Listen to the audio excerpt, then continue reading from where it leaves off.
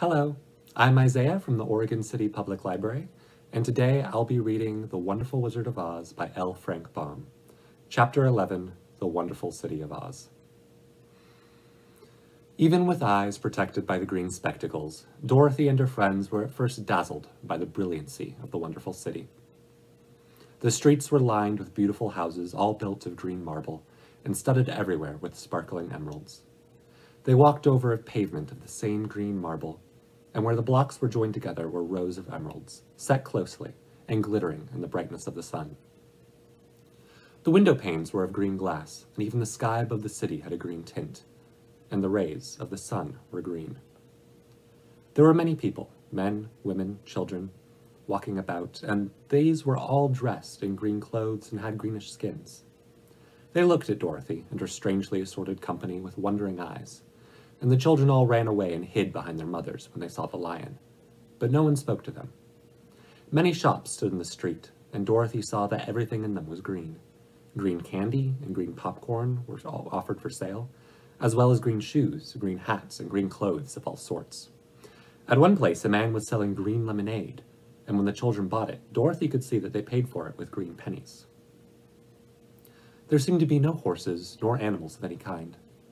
The men carried things around in little green carts, which they pushed before them. Everyone seemed happy and contented and prosperous. The guardian of the gates led them through the streets until they came to a big building, exactly in the middle of the city, which was the Palace of Oz. The Great Wizard. There was a soldier before the door, dressed in a green uniform and wearing a long green beard. "Here are the strangers," said the guardian of the gates to him, "and they demand to see the Great Oz." "Step inside," answered the soldier, "and I will carry your message to him." So they passed through the palace gates and were led into a big room with a green carpet and lovely green furniture set with emeralds. The soldier made them all wipe their feet upon a green mat before entering this room, and when they were seated, he said politely, "Please make yourselves comfortable before I go to the door of the throne room and tell Oz you are here." They had to wait a long time before the soldier returned. When at last he came back, Dorothy asked, "Have you seen Oz?" "Oh no," returned the soldier. "I've never seen him. But I spoke to him as he sat behind a screen and gave him your message.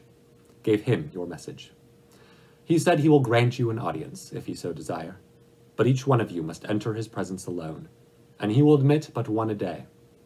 Therefore, as you must remain in the palace for several days, I will have you shown to rooms where you may rest in comfort after your journey." "Thank you," replied the girl. "That is very kind of Oz." The soldier now blew upon a green whistle, and at once a young girl, dressed in a pretty green silk gown, entered the room. She had lovely green hair and green eyes, and she bowed low before Dorothy as she said, "Follow me, and I will show you your room." So Dorothy said goodbye to all of her friends, except Toto, and taking the dog in her arms, followed the green girl through 7 passages and up 3 flights of stairs until they came to a room at the front of the palace. It was the sweetest little room in all the world, with a soft, comfortable bed that had sheets of green silk and a green velvet counterpane. There was a tiny fountain in the middle of the room that shot a spray of green perfume into the air to fall back into a beautifully carved green marble basin. Beautiful green flowers stood in the windows, and there was a shelf with a row of little green books. When Dorothy had time to open these books, she found them full of queer green pictures that made her laugh. They were so funny. In a wardrobe were many green dresses made of silk and satin and velvet, and all of them fitted Dorothy exactly. "Make yourself perfectly at home," said the green girl, "and if you wish for anything, ring the bell. Oz will send for you tomorrow morning." She left Dorothy alone and went back to the others. These she also led to rooms, and each one of them found himself lodged in a very pleasant part of the palace. Of course, this politeness was wasted on the Scarecrow, for when he found himself alone in his room, he stood stupidly in one spot, just within the doorway, to wait till morning. It would not rest him to lie down, and he could not close his eyes, so he remained all night staring at a little spider which was weaving its web in a corner of the room, just as if it were not one of the most wonderful rooms in the world. The Tin Woodman lay down on his bed from force of habit, for he remembered when he was made of flesh, but not being able to sleep, he passed the night moving his joints up and down to make sure they kept in good working order. The lion would have preferred a bed of dried leaves in the forest, and did not like being shut up in a room. But he had too much sense to let this worry him, so he sprang upon the bed and rolled himself up like a cat, and purred himself asleep in a minute. The next morning, after breakfast, the Green Maiden came to fetch Dorothy, and she dressed her in one of the prettiest gowns, made of green brocaded satin. Dorothy put on a green silk apron and tied a green ribbon around Toto's neck, and they started for the throne room of the Great Oz. First, they came to a great hall, in which there were many ladies and gentlemen of the court, all dressed in rich costumes. These people had nothing to do but talk to each other, but they always came to wait outside the throne room every morning, although they were never permitted to see Oz. As Dorothy entered, they looked at her curiously, and one of them whispered, "Are you really going to look upon the face of Oz the Terrible?" "Of course," answered the girl, "if he will see me." "Oh, he will see you," said the soldier, who had taken her message to the wizard, "although he does not like to have people ask to see him. Indeed, at first he was angry and said I should send you back to where you came from. Then he asked me what you looked like, and when I mentioned your silver shoes, he was very much interested. At last, I told him about the mark upon your forehead, and he decided he would admit you to his presence." Just then a bell rang, and the green girl said to Dorothy, "That is the signal. You must go to the throne room alone." She opened a little door, and Dorothy walked boldly through, and found herself in a wonderful place. It was a big, round room with a high-arched roof, and the walls and ceiling and floor were covered with large emeralds set closely together. In the center of the roof was a great light, as bright as the sun, which made the emeralds sparkle in a wonderful manner. But what interested Dorothy most was the big throne of green marble that stood in the middle of the room. It was shaped like a chair, and sparkled with gems, as did everything else. In the center of the chair was an enormous head, without a body to support it, or any arms or legs or whatever. There was no hair upon this head, but it had eyes and a nose and mouth, and it was much bigger than the head of the biggest giant. As Dorothy gazed upon this in wonder and fear, the eyes turned slowly and looked at her sharply and steadily. Then the mouth moved, and Dorothy heard a voice say, "I am Oz, the great and terrible. Who are you, and why do you seek me?" It was not such an awful voice that she had expected to come from the big head, so she took courage and answered, "I am Dorothy, the small and meek. I have come to you for help." The eyes looked at her thoughtfully for a full minute. Then said the voice, "Where did you get the silver dress? The silver shoes, rather." "I got them from the Wicked Witch of the East, when my house fell on her and killed her," she replied. "Where did you get the mark upon your forehead?" continued the voice. "That is where the Good Witch of the North kissed me when she bade me goodbye and sent me to you," said the girl. Again the eyes looked at her sharply, and they saw she was telling the truth. Then Oz asked, "What do you wish me to do?" "Send me back to Kansas, where my Aunt Em and Uncle Henry are," she answered earnestly.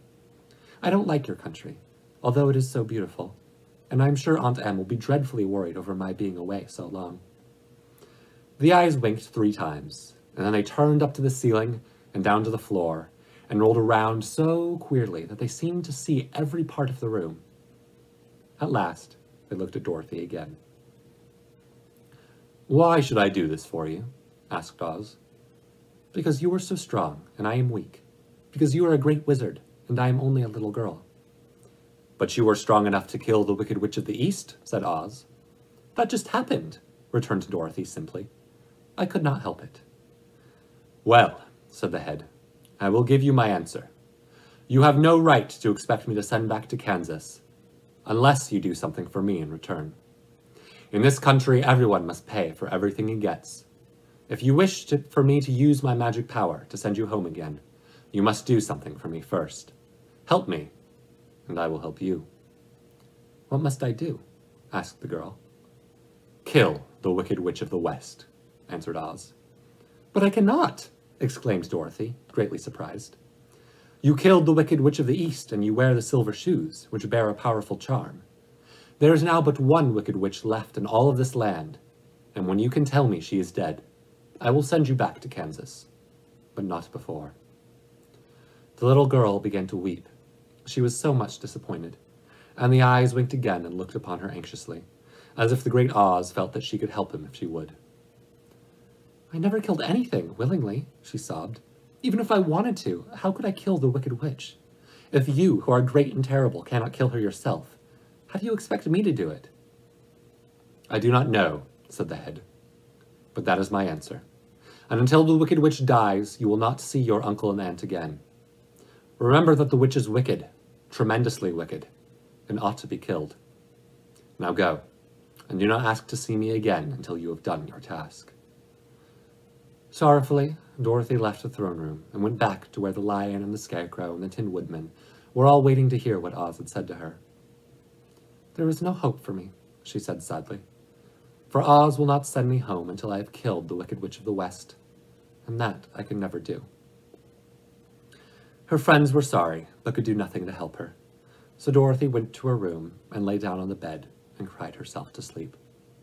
The next morning, the soldier with the green whiskers came to the scarecrow and said, "Come with me, for Oz has sent for you." So the scarecrow followed him and was admitted into the great throne room, where he saw, sitting on the emerald throne, a most lovely lady. She was dressed in green silk gauze and wore upon her flowing green locks a crown of jewels. Growing from her shoulders were wings, gorgeous in color and so light that they fluttered in the slightest breath of air reached them. When the scarecrow had bowed, as prettily as his straw stuffing would let him, before this beautiful creature, she looked upon him sweetly and said, "I am Oz, the great and terrible. Who are you, and why do you seek me?" Now the scarecrow, who had expected to see the great head Dorothy had told him of, was much astonished, but he answered her bravely. "I am only Scarecrow, stuffed with straw. Therefore I have no brains, and I come to you praying that you will put brains in my head instead of straw, so that I may become as much a man as any other in your dominions." "Why should I do this for you?" asked the lady. "Because you are wise and powerful, and no one else can help me," answered the scarecrow. "I never grant favors without some return," said Oz. "But this much I will promise. If you will kill the Wicked Witch of the West, I will bestow upon you a great many brains, and such good brains that you will be the wisest man in all the land of Oz." "I thought you asked Dorothy to kill the witch," said the scarecrow in surprise. "So I did. I don't care who kills her, but until she is dead I will not grant your wish. Now go, and do not seek me again until you have earned the brains you so greatly desire." The scarecrow went sorrowfully back to his friends and told them what Oz had said, and Dorothy was surprised to find that the great wizard was not a head, as she had seen him, but a lovely lady. "All the same," said the scarecrow, "she needs a heart as much as the Tin Woodman." On the next morning, the soldier with the green whiskers came to the Tin Woodman and said, "Oz has sent for you. Follow me." So the Tin Woodman followed him and came to the great throne room. He did not know whether he would find Oz a lovely lady or a head, but he hoped it would be the lovely lady. "For," he said to himself, "if it is the head, I am sure I will not be given a heart, since a head has no heart of its own, and therefore cannot feel for me. But if it is the lovely lady, I shall beg hard for a heart, for all ladies are themselves said to be kindly-hearted." But when the woodman entered the great throne room, he saw neither the head nor the lady, for Oz had taken the shape of a most terrible beast. He was nearly as big as an elephant, and the green throne room seemed hardly strong enough to hold its weight. The beast had a head like that of a rhinoceros, only there were 5 eyes in its face. There were 5 long arms growing out of its body, and it also had 5 long, slim legs. Thick, woolly hair covered every part of it, and a more dreadful-looking monster could not be imagined. It was fortunate the Tin Woodman had no heart at the moment, for it would have beat loud and fast from terror. But being only tin, the woodman was not at all afraid, although he was much disappointed. "I am Oz, the great and terrible," spoke the beast, in a voice that was one great roar. "Who are you, and why do you seek me?" "I am a woodman, and made of tin. Therefore I have no heart, and cannot love. I pray you to give me a heart, that I may be as other men are." "Why should I do this?" demanded the beast. "Because I ask it, and you alone can grant my request," answered the woodman. Oz gave a low growl at this, but said gruffly, "If you indeed desire a heart, you must earn it." "How?" asked the woodman. "Help Dorothy to kill the Wicked Witch of the West," replied the beast. "When the witch is dead, come to me, and I will then give you the biggest and kindest and most loving heart in all of the land of Oz." So the Tin Woodman was forced to return sorrowfully to his friends and tell them of the terrible beast he had seen. They all wondered greatly at the many forms the great wizard could take upon himself, and the lion said, "If he is a beast, then when I go to him, I shall roar my loudest roar, and so frighten him that he will grant all that I ask. And if he is the lovely lady, I shall pretend to spring upon her, and so compel her to do my bidding. And if he is the great head, he will be at my mercy, for I will roll his head all about the room until he promises to give what we desire. So be of good cheer, my friends, for all will yet be well." The next morning, the soldier with the green whiskers led the lion to the great throne room and bade him enter the presence of Oz. The lion at once passed through the door, and glancing around saw, to his surprise, that before the throne was a ball of fire. So fierce and glowing, he could scarcely bear to gaze upon it. His first thought was that Oz had by accident caught on fire and was burning up, but when he tried to go near, the heat was so intense that it singed his whiskers, and he crept back trembling to a spot near the door. Then a low, quiet voice came from the ball of fire, and these were the words it spoke. "I am Oz, the great and terrible. Who are you, and why do you seek me?" And the lion answered, "I am the cowardly lion, afraid of everything. I came to you to beg that you give me courage, so that in reality I may become the king of beasts, as men call me." "Why should I give you courage?" demanded Oz. "Because of all wizards you are the greatest, and alone have the power to grant my request," answered the lion. The ball of fire burned fiercely for a time, and the voice said, "Bring me proof that the wicked witch is dead, and that moment I will give you courage. But as long as the witch lives, you must remain a coward." The lion was angry at this speech, but could say nothing in reply. And while he stood silently gazing at the ball of fire, it burned so furiously hot that he turned tail and rushed from the room. He was glad to find his friends waiting for him, and told them of the terrible interview with the wizard. "What shall we do now?" said Dorothy sadly. "There is only one thing we can do," returned the lion, "and that is to go to the land of the Winkies, and seek out the wicked witch, and destroy her." "But suppose we cannot," said the girl. "Then I shall never have my courage," declared the lion. "And I shall never have my brains," added the Scarecrow. "And I shall never have a heart," spoke the Tin Woodman. "And I shall never see Aunt Em and Uncle Henry," said Dorothy, beginning to cry. "Be careful," cried the green girl. "The tears will fall on your green silk gown and spot it." So Dorothy dried her eyes and said, "I suppose we must try it, but I am sure I do not want to kill anybody, even to see Aunt Em again." "And I will go with you, but I'm too much of a coward to kill the witch," said the lion. "I will go too," declared the Scarecrow, "but I shall not be of much help to you. I am such a fool." "I haven't the heart to harm even a witch," remarked the Tin Woodman, "but if you go, I will certainly shall go with you." Therefore, it was decided to start upon their journey the next morning, and the woodman sharpened his axe on a green grindstone and had all his joints properly oiled. The Scarecrow stuffed himself with fresh straw, and Dorothy put new paint on his eyes that he might see better. The green girl, who was very kind to them, filled Dorothy's basket with good things to eat, and fastened a little bell around Toto's neck with a green ribbon. They went to bed quite early and slept soundly until daylight, when they were awakened by the crowing of a green cock that lived in the backyard of the palace, and the cackling of a hen that had laid a green egg. That's the end of Chapter 11. Thank you for joining me today. We'll see you tomorrow for Chapter 12.